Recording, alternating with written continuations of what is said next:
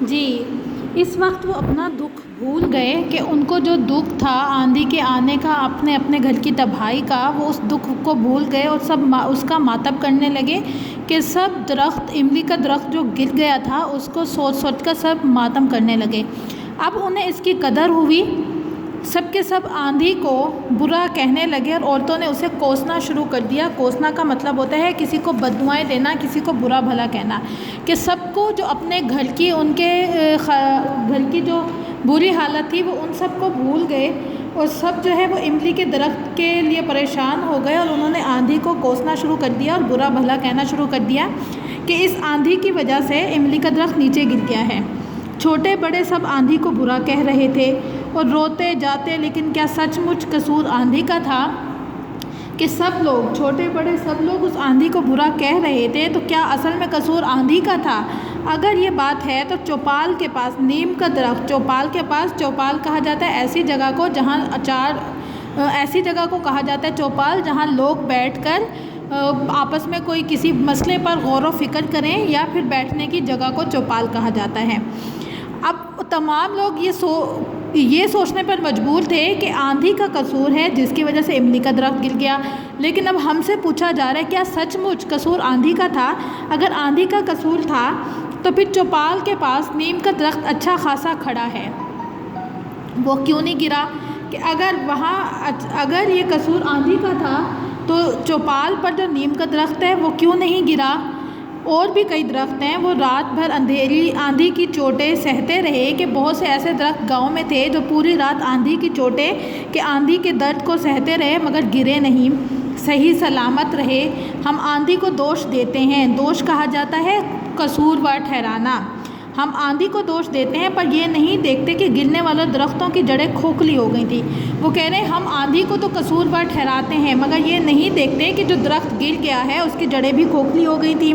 آندھی کے تھپیڑے کہ آندھی کے جو جھٹکے پڑے اس کو تو جو پڑے تو اوندھے منہ زمین پر آ رہے، کہ جب املی کے درخت کی جڑیں کمزور ہو گئی، وہ اتنے سالوں پرانا درخت تھا تو اتنے سال تک وہ قائم رہا، لیکن جیسے ہی اس کی جڑیں کھوکھلی ہو گئیں، کہ اس کی جڑوں نے آپس میں ایک دوسرے کا ساتھ چھوڑ دیا، تو وہ آندھی کے تھپیڑے کو نہ برداشت کر سکا اور وہ اوندھے منہ زمین پر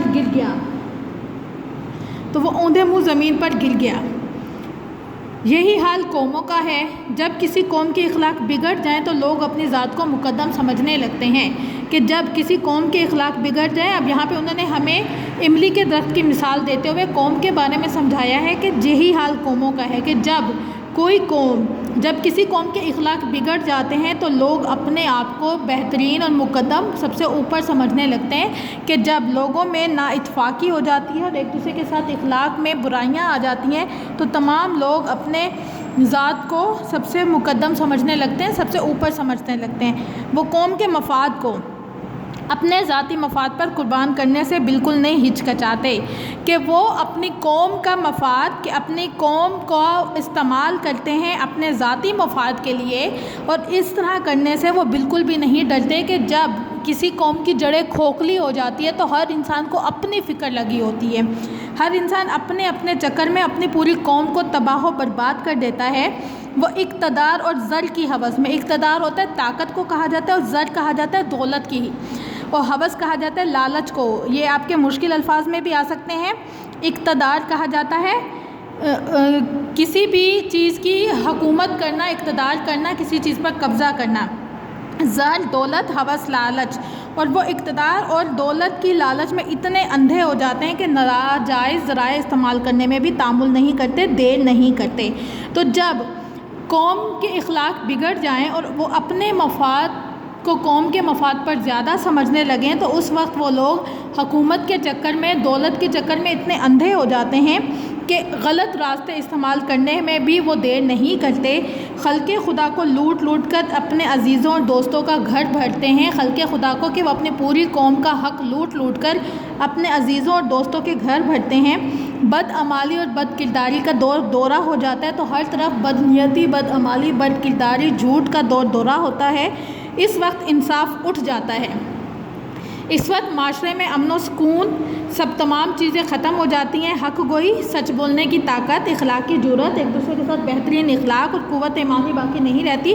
تو اس وقت تمام چیزیں جو ہیں وہ اس قوم میں سے ختم ہو جاتی ہیں۔ ملک میں نفاق و انتشار پیدا ہو جاتا ہے۔ نفاق کہا جاتا ہے دشمنی کو، اور انتشار پھیلاؤ کو۔ تو جب یہ ایسے حالات ہوتے ہیں کہ جب قوموں کی جڑیں کھوکھلی ہو جاتی ہیں اور ہر انسان اپنے بارے میں سوچتا ہے، تو اس وقت بدعمالی اور بد کرداری ہوتی ہے، انصاف ختم ہو جاتا ہے، سچ بولنے کی جرأت کسی میں نہیں ہوتی، تو ملک میں انتفاق اور پھیلاؤ پیدا ہو جاتا ہے، مطلب ایک ڈسٹربنس سی پیدا ہو جاتی ہے، بے چینی پیدا ہو جاتی ہے ملک میں۔ وہ سب کچھ اس وجہ سے ہوتا ہے جب ملک میں رہنے والے قوم کا آپس میں اتفاق نہ ہو، وہ کسی ایک بات پہ متفق نہ ہو، اور ہر انسان کی اپنی سوچ ہو، تو وہ ملک جو ہے وہ ترقی نہیں کر پاتا، وہ انتشار میں آ جاتا ہے۔ زندگی دشوار ہو جاتی ہے۔ دشوار کا مطلب ہوتا ہے مشکل ہو جاتی ہے۔ قوم میں ضعف آ جاتا ہے۔ ضعف کا مطلب ہے کمزوری۔ قوم میں ضعف آ جاتا ہے اور اس کی جڑیں بھی املی کے درخت کی طرح کھوکھلی ہو جاتی ہیں۔ تو جب ایسی حالت پیدا ہو جاتی ہے کہ تمام لوگ صرف اپنے بارے میں سوچتے ہیں اور ہر انسان کو اپنی پڑی بھی ہوتی ہے، تو اس وقت زندگی گزارنا مشکل ہو جاتا ہے اور قوم میں کمزوری آ جاتی ہے۔ قوم میں کمزوری آ جاتی ہے اور اس کی جڑیں بھی املی کے درخت کی طرح کھوکھلی ہو جاتی ہے کہ جب بھی کوئی بیرونی طاقت اس کو آندھی کی طرح دھپیڑے دے تو وہ قوم املی کے درخت کی طرح نیچے گر جاتی ہے۔ مطلب اس سبق میں ہمیں یہ سمجھایا گیا ہے کہ بحیثیت قوم ہمیں آپس میں ایک دوسرے کے ساتھ اچھے اخلاق کے ساتھ رہنا چاہیے، کیونکہ اگر ہم اخلاق اور ایمانداری کے ساتھ ایک دوسرے کے مفاد کو قوم کے مفاد پر اپنائیں گے، مطلب ہم قوم کے مفاد کو پہلے رکھیں گے اور اپنے مفاد کو بعد میں رکھیں گے، تو ہمارا ملک ترقی کی طرف جائے گا، اور جب یہ ملک ترقی کی طرف جائے گا تو کوئی بھی بیرونی طاقت ہم پر کوئی بھی الزام یا ہمارا کوئی بھی برا نہیں چاہ سکتے۔ امید ہے آپ کو یہ سبق سمجھ میں آ گیا ہوگا۔ اس کے بعد ہم اس کے الفاظ معنی کرتے ہیں۔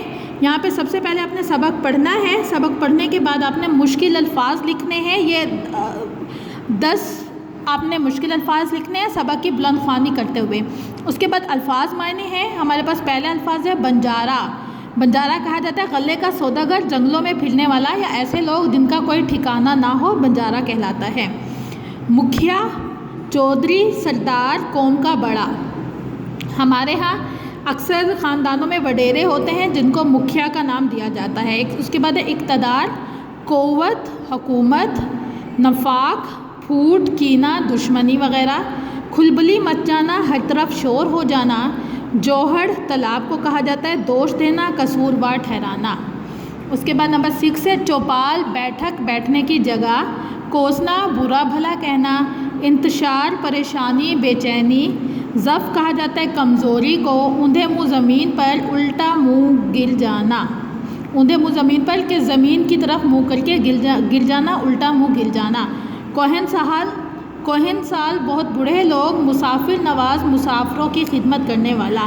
یہ تو تھے آپ کے الفاظ معنی۔ اس کے بعد نیچے دیے گئے ہیں مندرجہ ذیل الفاظ کے جملے بنائیے۔ پہلا جملہ ہے عطا پتہ۔ عطا پتہ ہوتا ہے کسی بھی چیز کا کوئی ٹھکانہ، رہنے کی جگہ کا پتہ معلوم ہونا، عطا پتہ۔ کھوکھلی، آنکھیں دکھانا، کسی پر غصہ کرنا، کوچ کر جانا، کہیں سے چلے جانا، کہیں اس جگہ کو چھوڑ کر کہیں دوسری جگہ چلے جانا۔ دور دورہ ہونا۔ دور دورہ ہونا کا مطلب ہوتا ہے بہت زیادہ مشہور ہونا، کہ اس وقت جو چیز سب سے زیادہ مشہور ہوگی، فیمس ہوگی، وہ اس کا دور دورہ ہوگا۔ اس کے بعد ہے کوہن سال۔ کوہن سال کا مطلب ہے بہت بوڑھے لوگ۔ نمبر 8 پر ہے مسافر نواز، مسافروں کی خدمت کرنے والا۔ اس کے بعد ہے الفاظ کے مترادف تحریر کیجیے۔